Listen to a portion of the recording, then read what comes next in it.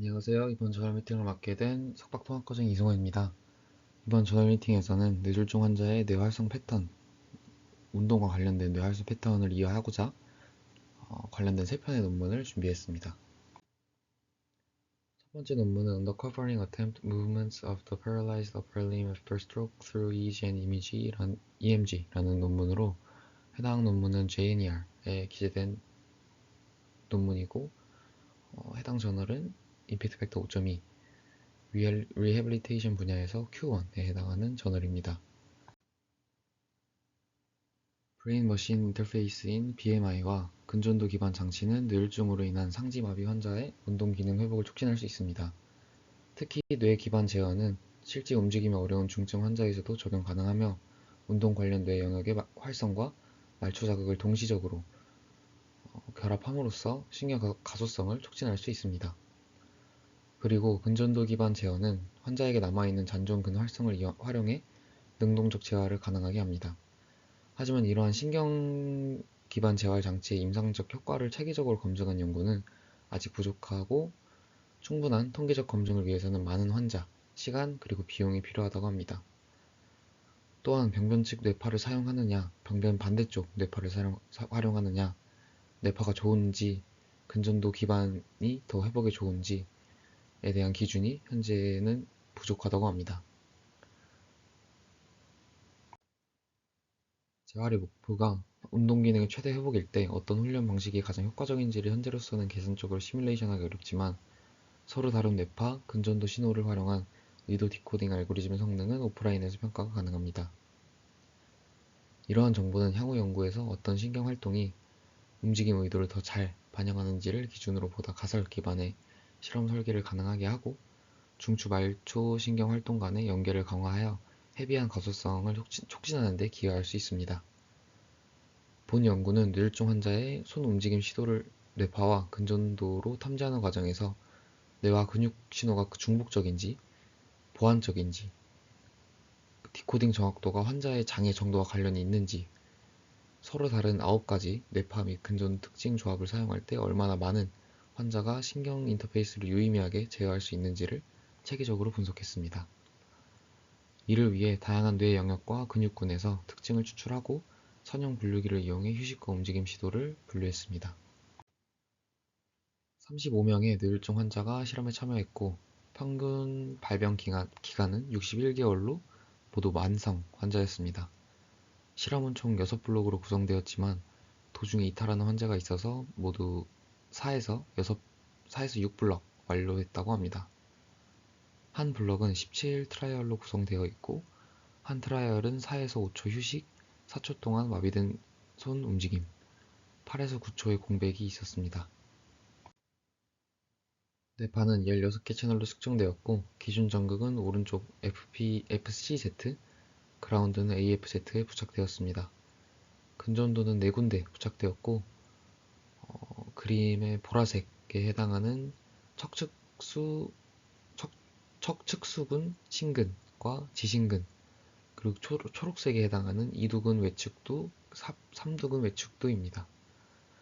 뇌파와 근전도 모두 500Hz 샘플링 레이스로 측정되었습니다. 전처리로 뇌파는 0.1에서 48Hz 밴드패스, 근전도는 20Hz 하이패스를 적용하고 둘 다 -3에서 4초로 애폭되었습니다. 그런 다음 뇌파와 근전도 모두 육안으로 확인해서 노이즈가 심한 트라이얼은 제거되었다고 합니다.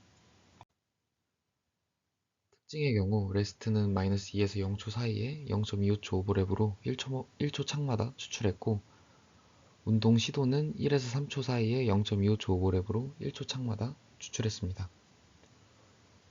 뇌파 특징은 알파, 베타, PSD가 쓰였고 근전도는 다음 식으로 계산된 값이 쓰였고 식에서 xk는 시간 k에서의 근전도 진폭이고 n은 신호창의 전체 길이입니다. 분류기는 LDA가 사용되었고 1초 창마다 분류를 수행했습니다. 다음으로 결과입니다. 해당 분류 결과는 병변 측 뇌파와 앞서 보라색 근전도 신호에서 뽑은 특징으로 분류한 결과입니다. 그림 A는 시간창에 따른 분류 결과, 그림 B는 전체 평균 정확도, 마지막 그림은 3가지 경우의 분류 정확도를 피험자마다 산점도로 표현한 것입니다. 뇌파만 사용하거나 근전도만 사용했을 때 성능에 유의미한 차이는 없으나 같이, 같이 활용했을 때 분류 성능이 유의미하게 높아지는 것을 확인할 수 있습니다. 다음은 방금 분류 정확도 결과와 피험자 간 푸글마이어 점수 상관관계 결과입니다. 뇌파의 경우 유의미한 상관관계를 보이지 않았고 근전도에서 0.5 상관계수로 유의미했고 근전도와 뇌파 결합에서 0.39 상관계수로 유의미했습니다.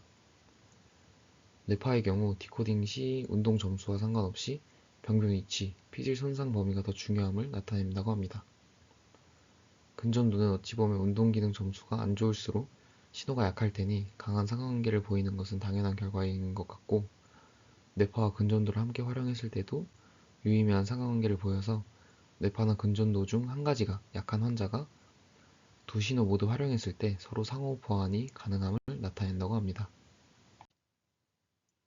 다음은 뇌파에서 병변, 비병변 양측을 활용하는 경우 근전도에서 이두 쪽, 전완근 쪽, 양쪽을 활용하는 경우 그리고 이를 합친 경우의 분류 성능 비교 결과입니다. 합쳤을 때 전반적으로 성능이 더 높은 것을 확인할 수 있고 뇌파는 비병변측을 활용했을 때와 근전도는 양쪽 모두 활용했을 때 성능이 더 좋았습니다. 마지막으로 결론입니다. 뇌파와 근전도는 서로 다른 보완적 정보를 제공하며 두 신호를 함께 사용했을 때 운동 시도 탐지가 가장 안정적이었습니다. 근전도 기반 성능은 환자의 운동 장애 정도와 유의하게 관련되지만 뇌파 기반 성능은 그렇지 않았습니다. 병변측 뇌파만 사용하면 절반 정도의 환자만 유의미한 제어가 가능해 실용성이 제한적이었다고 합니다. 뇌파와 근전도 혼합 전략은 정확도와 사용 가능한 환자 비율을 가장 크게 향상시켰으며 추후 재활용 BMI는 환자 상태에 맞춘 적응형 뇌파 근전도 하이브리드 전략이 가장 합리적이라고 저자는 주장합니다. 두 번째 논문은 Enhanced Effective Connectivity from Ifsi Regional to Contraregional M1 in Well-Recovered Subcortical Stroke Patients로 해당 논문은 Frontiers in Neurology라는 저널에 기재가 된 논문이고 해당 저널은 임팩트 팩터 2.8 클리니컬 뉴럴러지 분야에서 Q2에 해당하는 저널입니다. 뇌졸중 후 운동 회복은 주로 운동 네트워크의 구조적 손상과 기능적 재조직화에 의해 결정되며 재활의 목표는 이러한 적응적 재조직화를 촉진하는 것입니다. MRI 기반 연구들은 뇌졸중 후 뇌 전반에 다양한 구조적, 기능적 변화가 일어남을 보여줬지만 이러한 변화가 실제 운동 회복과 어떻게 연결되는지가 임상적으로 중요하다고 합니다. 특히 피질화 뇌졸중에서는 1차 운동 피질인 M1의 변화가 회복과 밀접하게 관련되며 병변 측 M1의 정상화된 활성화가 회복의 핵심 지표로 여겨집니다. 또한 피질 척수로 손상이 운동 장애의 주요 원인이며 좌우 M1을 연결하는 뇌량 섬유의 손상도 회복 과정과 관련됩니다. 휴식 상태 기능적 연결성은 회복에 따라 감소 후 회복되는 패턴을 보이지만 방향성이 없다는 한계가 있어 좌우 M1 간 상호작용을 더 잘 설명할 수 있는 효과적 연결성 분석이 재활 전략 수립에 유용하다고 제안되고 있습니다. 뇌졸중 후 재활 전략의 전통적 이론인 방구간 불균형 모델은 반대측 M1이 병변측 M1을 과도하게 억제한다는 가정에 기반해 병변측 흥분성을 높이거나 반대측 흥분성을 낮추는 비침습적 뇌 자극을 제안해 왔습니다. 그러나 실제 임상 효과가 일관되지 않아 반구 간 상호작용이 더 복잡하며 개인차가 크다는 점이 드러났고 효과적 연결성 연구에서도 억제 또는 촉진 등 서로 다른 방향의 상호작용이 보고되었습니다. 또한 M1과 M1 간 효과적 연결성 변화는 단독으로 나타나는 것이 아니라 구조적 손상과 기능적 재조직화와 함께 변화할 가능성이 큽니다. 한편 만성 뇌졸중 환자에서도 재활의 필요성이 크며 특히 운동 기능이 잘 회복된 만성 환자를 살펴보면 구조적 손상이 남아있음에도 병변 측 M1의 기능적 활성과 연결성은 오히려 증가하는 보상적 패턴이 보호되고 있습니다. 그러나 이러한 보상이 방향성을 가진 효과적 연결성에서도 유익한 역할을 하는지는 불분명하다고 합니다. 본 연구는 잘 회복된 만성 피질화 뇌졸중 환자에서 M1과 M1 간 효과적 연결성의 변화를 규명하고, 이게 운동 기능, 평면 즉 M1 활성, 그리고 피질 척수로 및 M1 간 연결성과 어떻게 관련되는지 검증하고자 했습니다. 20명의 만성 피지라 뇌졸중 환자와 건강한 대조군이 모집되었습니다. 실험은 20초 움직임 시도와 20초 휴식으로 이루어진 블록을 총 4번 진행했고, 움직임 시도에서는 2.4Hz 간격으로 움직임을 시도했습니다. 데이터는 fMRI와 확산 텐서 영상이라는 DTI를 획득했습니다. fMRI는 운동 수행 중 M1 활성과 좌우 M1 간 기능적 상호작용을 평가하기 위해 측정했고, DTI는 병변 측 피질 척수로와 좌우 M1을 잇는 뇌량 섬유의 FA 값을 얻기 위해 측정했습니다. FA는 백질 섬유 안에서 물 분자가 얼마나 한 방향으로 정돈되어 이동하는지를 나타내는 지표로, 지표값이 높을수록 신경 섬유 구조가 더 온전하다는 걸 나타냅니다. 각 신호의 전처리는 다음과 같이 진행됐습니다. fMRI의 경우 슬라이스 타이밍 및 머리 움직임 보정, MNI 표준 공간 정교화, 공간 평화라, 저주파 드리프트 제거, 그리고 움직임 파라미터 회귀 제거 이렇게 진행되었고, DTI는 왜곡과 움직임 보정, 두개골 제거, 그리고 FA 계산 이렇게 진행되었습니다.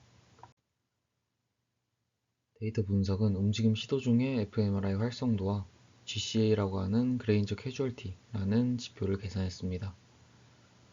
GCA는 병변 측 M1과 반대 측 M1의 방향적 인과관계를 분석하기 위해 계산되었고, 서로 간에 누가 영향을 미치는지와 억제 영향인지 촉진적 영향인지 알 수 있습니다. 다음은 참가자들의 데모그래픽 정보입니다. 뇌졸중과 대조군 간에 나이와 성별의 통계적 차이는 없었습니다. 뇌졸중 환자들은 발병 기간이 평균 31개월로 만성 환자였고, 병변 부피는 개인 간 편차가 컸습니다. 병변 위치는 왼쪽과 오른쪽 고르게 분포했고, 푸글마이어 점수는 상지 65.4, 전체 98.9로 회복이 잘 된 만성 환자들임을 나타냅니다. 이후 결과들에서는 왼쪽 병변 환자를 반전시켜서 병변이 모두 오른쪽에 나타나도록 표현했습니다. 다음은 병변 분포 지도 결과입니다. 색이 빨간색으로 짙을수록 해당 영역에 병변이 있는 피험자가 많다고 보시면 될 것 같습니다. 병변은 피질 하에 분포되어 있으며 뇌졸중 환자군이 모두 피질 쪽 M1이 직접적으로 손상되지 않은 피지라 뇌졸중 집단임을 나타냅니다. 다음은 뇌졸중과 대중군 간의 과제 유발 활성 차이 결과입니다. 오른쪽이 병변 측이고 색으로 표시된 부분은 대조군보다 뇌졸중에서 활동량이 유의미하게 강한 것을 나타냅니다. 환자의 M1 영역에서 더 강한 활성화를 관찰할 수 있고, B는 그레인저 캐주얼티 결과를 나타내는데, 왼쪽에 더 강한 값이 나타나니 환자가 병변 측 M1에서 반대 측 M1 방향으로 더 강한 영향력을 끼침을 뜻합니다. 이를 해석하면 잘 회복된 만성 뇌졸중 환자에서 병변 측 M1이 과제 도중 더 강하게 활성화가 일어나고, 병변 측이 반대 측 M1에 억제가 아닌 더 촉진되도록 영향을 미침을 나타냅니다. 다음은 뇌졸중과 대조군 간 지표 정량값 비교 결과입니다. A는 그레인저 캐주얼티 값 평균으로 음수면 병변 측에서 반대 측 M1에 억제적 영향을 주는 거고, 양수면 촉진적인 영향을 주는 것입니다. 두 군 간에 유의한 차이를 보였고, 뇌졸중 환자가 양수를 보이면서 병변 측의 M1이 반대 측 M1에 촉진적인 영향을 줌을 확인할 수 있습니다. B는 병변 측의 활성화 정도 정량값으로 뇌졸중군에서 유의하게 높은 병변 측 M1 활성화를 확인할 수 있습니다. C는 피질 척수로에서의 FA 정량값 비교로 뇌졸중 환자가 유의하게 작았으며, 이는 운동 기능이 회복되었음에도 병변이 피질 하에 존재해서 구조적 손상은 여전히 남아있음을 뜻합니다. D는 M1과 M1을 연결하는 뇌량 섬유의 FA 값 비교로 뇌졸중 환자가 유의하게 낮았으며, 이는 병변이 M1에 직접적으로 영향을 주진 않았지만 피지라 병변이 M1 간 연결에 악영향을 주었음을 나타냅니다. 다음은 그레인저 캐주얼티 값과 푸글마이어 점수 및 M1 간 FA 값 상관관계 결과입니다. 두 값 모두 유의한 양의 상관관계를 보였고, 병변 측에서 반대측 M1에 촉진적 영향을 많이 줄수록 운동 기능이 향상되고, 이러한 촉진적 영향은 M1 간의 연결을 맡은 섬유들이 비교적 보존되어 있을 때 더 가능함을 나타냅니다. 따라서 정리해보면, 잘 회복된 만성 피지라 뇌졸중 환자에서 구조는 여전히 손상되어 있지만 기능적 네트워크는 적응적으로 재조직화된다는 점을 보여주었습니다. 환자들은 병변 측 M1의 과활성화와 함께 병변 측에서 반대측 M1으로의 촉진적 연결성 증가를 보였고, 이 연결성은 상지 운동 기능과 상관이 있음을 나타냈습니다. 건강인에 비해 피질 척수로와 M1 간의 구조적 연결은 감소해 있었으나 M1 간의 연결 섬유가 살아있을수록 병변, 비병변 촉진 연결성이 더 컸습니다. 이러한 결과는 기존의 반대측 M1을 억제시켜야 운동 회복이 좋다는 반대측 M1 억제 이론이 모든 환자에게 적합한 이론이 아니며, 일부 만성 환자에서는 병변 측을 강화하거나 병변에서 반대측 연결을 촉진하는 전략이 더 유리할 수 있음을 나타냅니다. 마지막 논문은 Brain Function and Upper Limb Deficit in Stroke with Motor Execution and Imagery, a Cross-Sectional Functional Magnetic Resonance Imaging Study로, 해당 논문은 Frontiers in Neuroscience라는 저널에 기재가 된 논문이고, 해당 저널 임팩트 팩터 3.2, 뉴로사이언스 분야의 Q2에 해당하는 저널입니다. MI는 실제로 움직이지 않고 머릿속으로 움직임을 떠올리는 것으로 실제 운동과 유사한 신경학적 기전을 공유하며 재활에 활용될 수 있는 기법입니다. MI를 수행하면 운동 계획과 실행에 관여하는 전전두, 두정, 감각운동 피질, 기저핵, 손회, 피질 척수로 등 운동 관련 뇌 영역이 활성화되며, 이러한 특성 때문에 뇌졸중 환자의 운동 회복을 촉진하는 보조적 치료법으로 주목받아 왔습니다. 특히 실제 운동 훈련과 MI를 병행하는 것이 상지와 하지 기능 회복에 효과적이라고 권장되고 있습니다. 그러나 MI의 효과는 개인의 운동 심상 능력이 크게 좌우되며, 얼마나 생생하고 현실적으로 상상할 수 있는지, 그리고 주의 집중과 같은 인지적 요인이 중요한 역할을 한다고 합니다. 따라서 일정 수준 이상의 MI 능력이 있어야 재활 효과를 기대할 수 있습니다. MI의 치료 효과를 평가하기 위해서는 뇌손상 환자에게 MI 능력의 변화와 이에 따른 뇌 활성 패턴을 함께 살펴보는 것이 중요합니다. 선행 연구들은 뇌졸중 후 MI 능력이 저하되고 MI 수행 시 나타나는 뇌 활성 패턴도 변화함을 보고했으며, 특히 전전두와 두정 네트워크의 단절과 좌측 하전두의 기저핵, 상전두와 후두 다발의 손상이 MI 저하와 관련됨을 보고했습니다. 그러나 기존 연구들은 표본 크기가 작고 방법론적 이질성이 커서 일관된 결론을 내리기 어렵고, 뇌졸중 후 운동 피질 지도의 변화에 대해서도 상충된 결과가 존재합니다. 본 연구는 악업성 만성기 피지라 뇌졸중 환자와 연령 및 성별이 매칭된 건강인을 대상으로 손쥐기 MI 과제를 활용한 과제 기반 fMRI와 주관적 MI 능력 평가를 결합하여 뇌졸중에서 MI의 신경 기반 변화와 운동 기능과의 관계를 규명하고자 했습니다. 23명의 악업성 및 만성 뇌졸중 환자, 21명의 건강한 대조군이 모집되었습니다. 실험은 총 2세션 진행이 됐고, 첫 세션은 움직임 시도, 두 번째 세션은 MI가 진행되었습니다. 각각 100트라이얼씩 왼손과 오른손 무작위로 제시가 되었고, 중간중간 피험자가 예상하지 못하도록 7에서 9트라이얼 간격으로 그냥 빈 화면이 제시되었습니다. 측정 데이터로는 우선 앞서 설명드린 실험 전에 프로그마이어 상지 점수와 KVIQ 점수를 취득했습니다. KVIQ는 이전에도 설명드린 적이 있었는데, MI 능력을 정량적으로 평가하는 표준화된 설문지입니다. 내가 손을 쥐는 모습을 얼마나 또렷하게 떠올릴 수 있는지에 대한 시각적 운동 심상 능력과 손을 쥘 때 근육이 수축하는 느낌을 얼마나 잘 느낄 수 있는지에 대한 운동 감각적, 운동 심상 능력을 평가할 수 있습니다. 점수가 높을수록 능력이 우수함을 나타냅니다. fMRI는 운동 시도 및 운동 심상 때 측정이 되었고, 전처리로는 슬라이스 타이밍 및 머리 움직임 보정, MNI 표준 공간 정교화, 공간 평화화가 수행되었습니다. 다음은 참가자들의 데모그래픽 정보입니다. 뇌졸중과 대조군 간의 나이 통계 차이는 없었습니다. 인지 기능을 나타내는 MMSE 점수가 평균 25점 정도로 경도 인지 저하 수준을 나타냈고, 풀글마이어 점수가 평균 21.87로 중등도에서 중증, 상지 마비임을 나타냈습니다. KVIQ 점수는 건강인과 뇌졸중 환자 간 유의한 차이가 나타났으며, 뇌졸중 환자가 MI 관련 능력이 비교적 떨어짐을 확인할 수 있습니다. 병변 위치는 왼쪽, 오른쪽 골고루 존재했고, 뒤의 결과부터는 병변 위치를 모두 왼쪽으로 통일하여 나타냈습니다. 다음은 병변 분포 지도 결과입니다.